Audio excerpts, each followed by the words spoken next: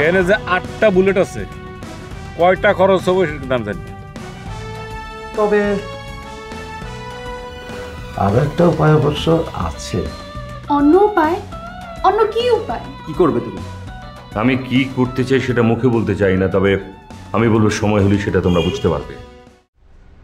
কামাল যদি আপনাকে বালুর ব্যবসার টেন্ডারটা না ধরিয়ে দিত, তাহলে কি আপনি ব্যবসাটা করতে পারতেন? অস্বীকার করার কিছু নাই।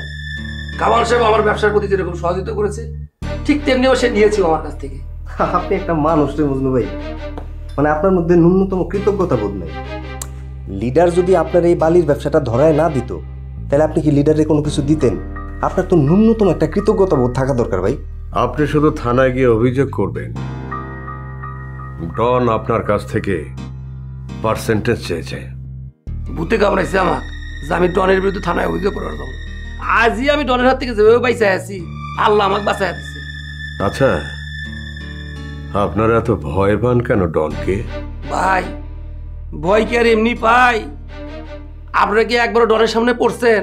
একবার পড়ে দেখেন ভয় কেন করে। আরে এই জন্যই তো বলছি, আসুন আমরা সবাই মিলে ডনকে চেপে ধরি, তাহলে ডন আর জাল ছিঁড়ে বেরোতে পারবে না। তারপর আপনারা আনন্দে ব্যবসা করবেন। ভাই, মাপও চাই, দোয়াও চাই। সারাদিন আমার উপর অনেক দখল গেছে, আমি এখন চাই। এই মজনু ভাই বলেন, আপনার লোক কি বসের কথা শেষ হয়েছে? কথা শেষ করেন তারপরে যান। আপনার বসের কথা শেষ হতে কি হয়েছে? আমার কথা তো শেষ। ভাই, আমি এখন গেলাম। মজনু সাহেব, আমি এলাম আপনাদের উপকার করতে, আর আপনারা আমাকে অপমান করে চলে যাচ্ছেন। এটা আপনি অপমান ভাবতেছেন কেন? আপনি একটা প্রস্তাব দিচ্ছেন, সেটা আমার পক্ষে সম্ভব হয় নাই। তাহলে আমি এখন চাই ভাই। এটাই কি আপনার শেষ কথা? হ্যাঁ ভাই, এটাই আমার শেষ কথা। ঠিক আছে, তাহলে আপনি আসতে পারেন।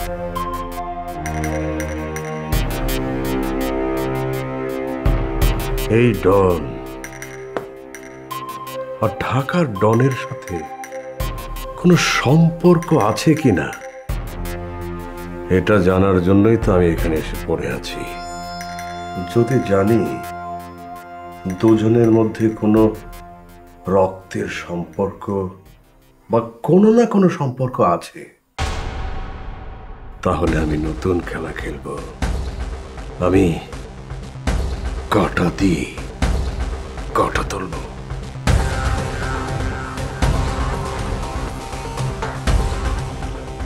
হ্যালো, কি ব্যাপার ডন? আপনি আমার কল রিসিভ করছেন না কেন?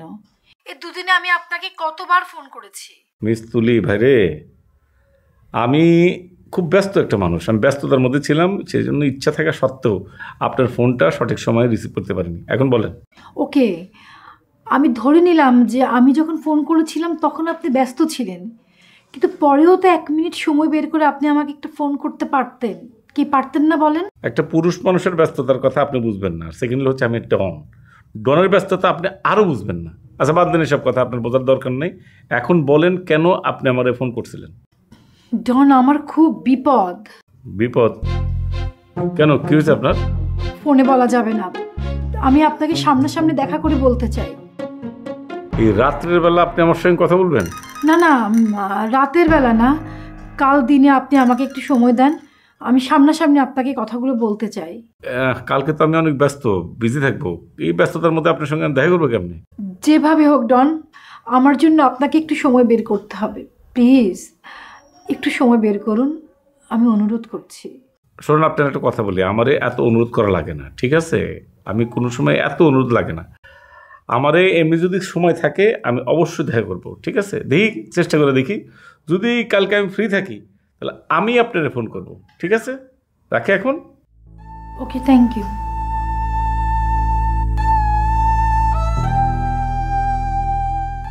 আপু, বাবা তোমাকে ডাকছে। কেন? জানি না, আমাকে ডাকতে বললো তাই ডাকতে এলাম।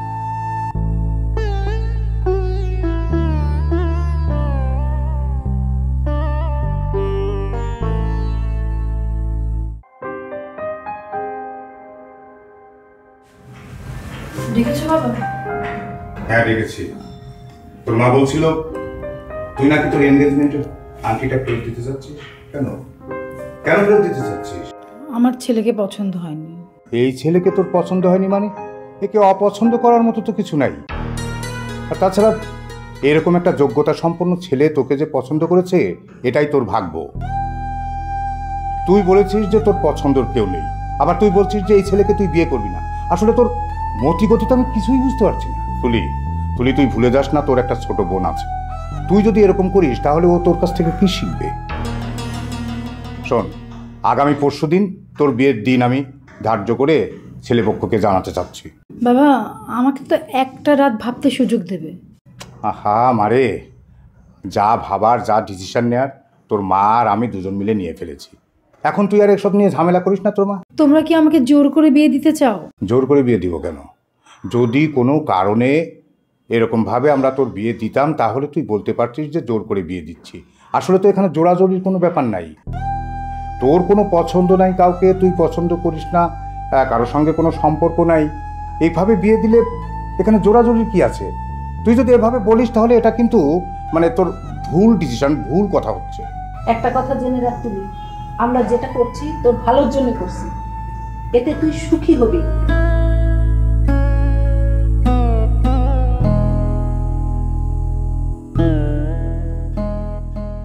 এমন কিছু হয়নি তো তুলির বাবা? কি?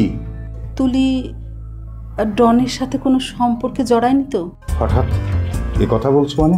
সেদিন তুমি আর আমি যখন কথা বলছিলাম তুলির সামনে, ও ডনের সম্পর্কে কিভাবে ছাপাই গাইছিল দেখছিলে? হ্যাঁ দেখেছিলাম, কিন্তু এত অল্প সময়ের মধ্যে এরকম সম্পর্ক করবে সেটা কিভাবে হয়? আমার মনে হলো তাই বললাম। কিন্তু সেটা হলেও তো তুলিকে সে ব্যাপারে আমাদের বলতে হবে, কিন্তু ও তো কিছুই বলছে না। কি জানি ওর মনে কি চলছে।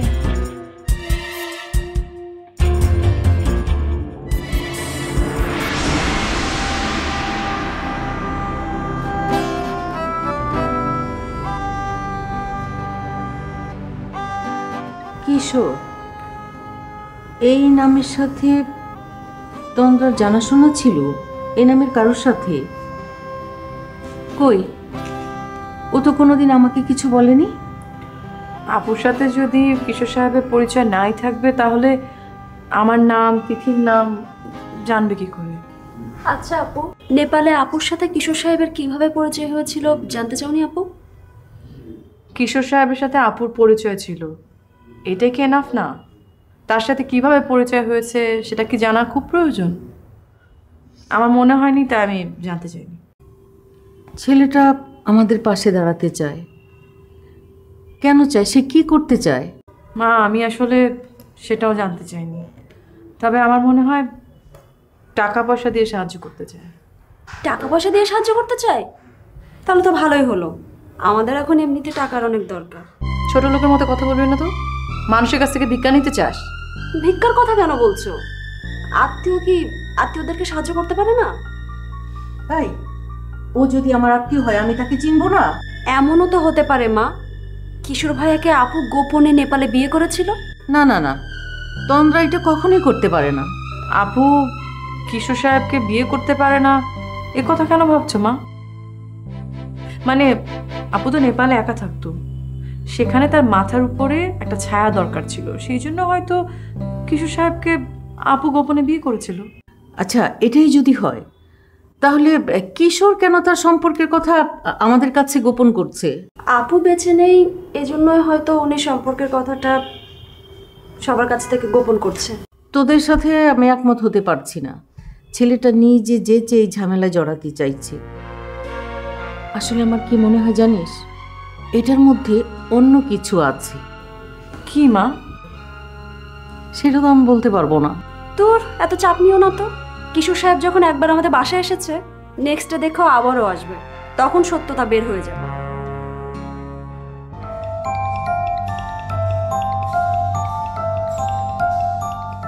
আসসালামু আলাইকুম স্যার।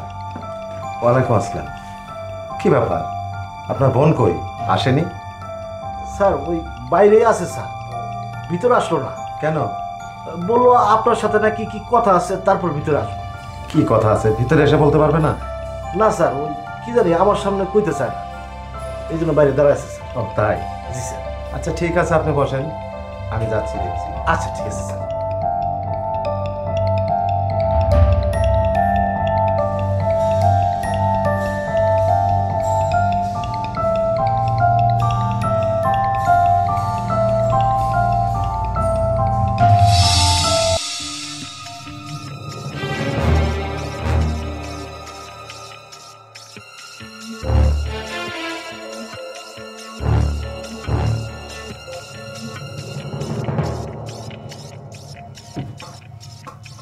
কই আপনার বোনকে তো দেখতে পেলাম না। আমি তো এদিক ওদিক খুঁজে দেখলাম। কি কোন স্যার, আমি তো দাঁড়া করে রেখে আসলাম। স্যার তাইলে মনে হয় পলাইছে। স্যার চিন্তা করি না, আমি খুঁজে নিয়ে আসতেছি। আসি স্যার। আচ্ছা ঠিক আছে। সালাম স্যার। ওই দেখো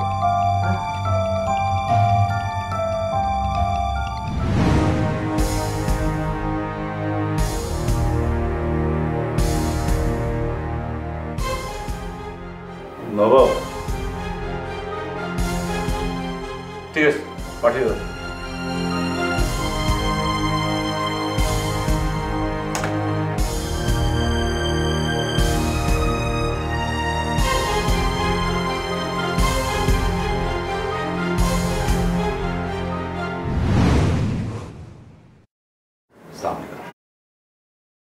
অনেকদিন যাবতই আমি খুব চেষ্টা করছি আপনার সঙ্গে দেখা করবার।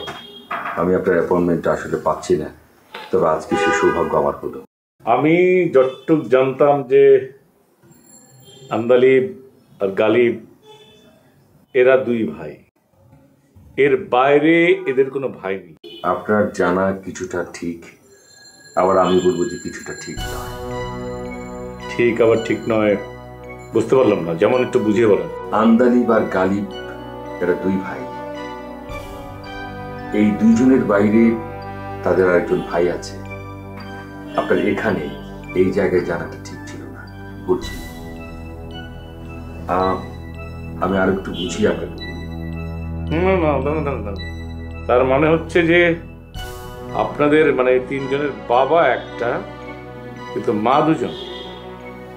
জি, আন্দালিব আর গালিব হচ্ছে আমার বাবার প্রথম স্ত্রীর সন্তান। আপনি হয়তো বা ভাবতে পারেন যে মাঝখানে মেজ জন হিসেবে আমি কোত্থেকে এলাম। প্রশ্নটা খুব স্বাভাবিক। আন্দালিব যখন জন্মগ্রহণ করে প্রথম স্ত্রীর সন্তান নিয়ে, তার কিছুদিন পরেই প্রথম স্ত্রীকে রেখে আমার বাবা আমার মাকে বিয়ে করে এবং তারপরই আমি হই। এবং কিছুদিনের মধ্যেই আমার বাবাকে আমার মা সম্পর্কে নানা অ্যানিমেও বলতে পারেন যে তারা বিষিত ছিল। একটা পর্যায়ে আমার মাকে রেখে আমার বাবা আবার আন্দালিব মানে তার প্রথম স্ত্রীর ঘরে চলে আসেন এবং তার কিছুদিন পরই গালিব জন্মগ্রহণ করে। আমার সে সময় তেমন কিছু মনে নেই, আমি খুব ছোট ছিলাম, আমি স্কুলে পড়ি। আমি আমার মামার বাড়িতে মানুষ হয়েছি। যতদূর আমি শুনেছি আমার মা কোনো এক দুর্ঘটনায় মারা যায়, আবার কেউ কেউ বলে আত্মহত্যা করেন। ব্যাপারটা নিয়ে আমি এখনো মানে ঘন কুয়াশার মধ্যে পড়ে আছি। থ্যাংক ইউ নবাব সাহেব। এখন বিষয়টা আমার কাছে কিছুটা ক্লিয়ার। আমি আমার বাবার সম্পত্তির তেমন কোনো কিছু পাইনি যেটা নাই বললেই হয়।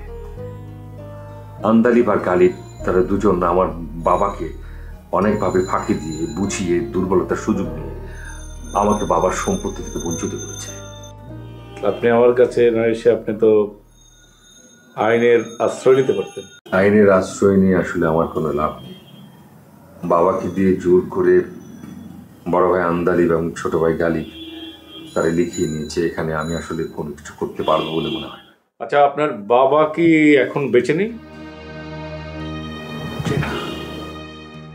এবার বলুন আপনি আমার সঙ্গে কেন দেখা করতে এসেছেন?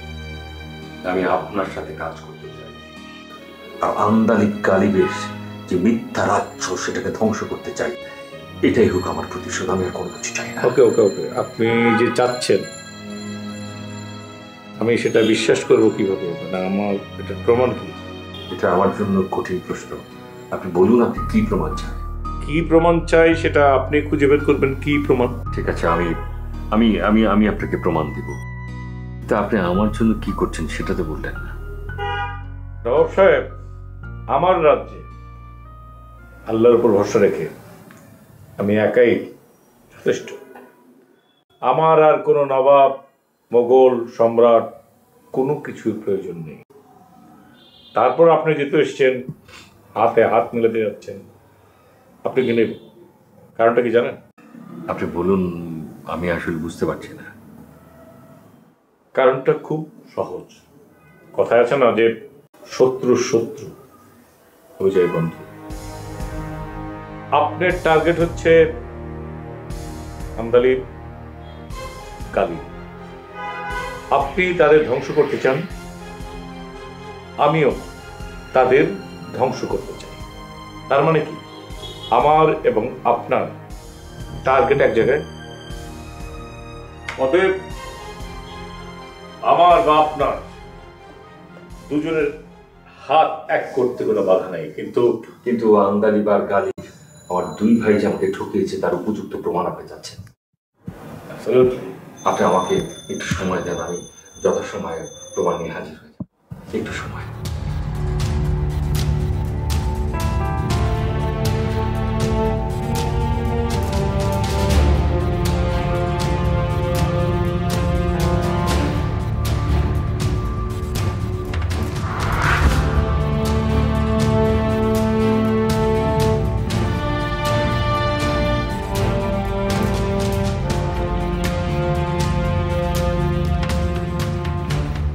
ডন, আমার খুব ভয় লাগতেছে। এলাম প্রতিদিন যাওয়ার সময় এক ডায়লগ দরকার, আমরা আসি না তোমার সাথে। কিন্তু রাশেদ সাহেবকে তো মানুষ মনে হয় না, মনে হয় আস্ত এক রাক্ষস, ধরতে পারলেই মনে গিলে খাবে। এরে বাবা, অত বড় গলা নাই, তিমি মাছ না যে ঠাস করে গিলে খাবে। আর রাক্ষসের মতো ওর দাঁতও নাই, ঠিক আছে? তাছাড়া আমাদের তো টাকা পয়সা দরকার, একটু যাও তো লাগবে রে শোনা। রাশেদ সাহেব একটু এগ্রেসিভ টাইপের হওয়ার কারণেই তো আমাদের সময় একটু কম লাগতেছে, তাই না? আর এই ক্ষেত্রে তো তোমার খুশি হওয়া উচিত। শোনো, আমি জানি যে একটু রিস্ক আছে, কোনো অসুবিধা নাই। তুমি বিসমিল্লাহ করে ঢুকবা, যখনই দেখবা কোনো বিপদ, সুইচ আছে না, একটা সুইচ চাপ দিবা।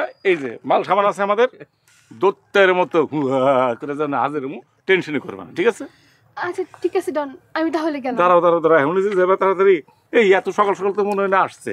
ডন সাহেব, এই মনে করেন অন্য কোনো জায়গায় রাশেদ সাহেব যাইতে একটু দেরি করলেও এসব ক্ষেত্রে কখনোই দেরি করবে না, কারণ চরিত্রহীন মানুষ এসব ক্ষেত্রে কখনো ভুল করে না। আচ্ছা তো আচ্ছা, এই হারামজাদা নাটা সাইজ, কিন্তু এসব বদমাশি লাইনে তো অনেক বড় চলে গেছো তুমি। হ্যাঁ, অনেক বড় লাইনে চলে গেছো। আচ্ছা বাবা, তুমি বিসমিল্লাহ করে যাও, কাছে এসো তো দোয়া করে দিই। আল্লাহ আর নিষ্পা বোনটারে তুমি ভালো রেখো। যাবা, টেনশন করবে না, যখনই বিপদ সুইচ চাপবা, ঠিক আছে? যাও, বিসমিল্লাহ করে যাও তো। আচ্ছা ঠিক আছে, ঠিক আছে।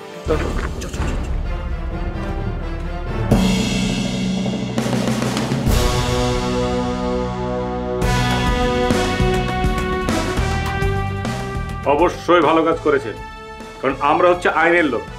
আমরা আইনে কোনো মিথ্যা ব্যাপারে তো কিছু করতে পারি না। জনের সাথে আমার কি কথা হয়েছে সেটা তো ডন আর আমার ব্যাপার। দুষ্টু ছেলে। আচ্ছা তুই জানিস ডন আমাকে কত ভালোবাসি? এখানে আলাদা কথা বলার কি আছে? আমি আমি কি দেখলাম? আমি কি দেখলাম? আমরা আইনের লোক। গান গাড়ি তোর পুকার। তোমরা কিন্তু কামটা ভালো করতেছো না।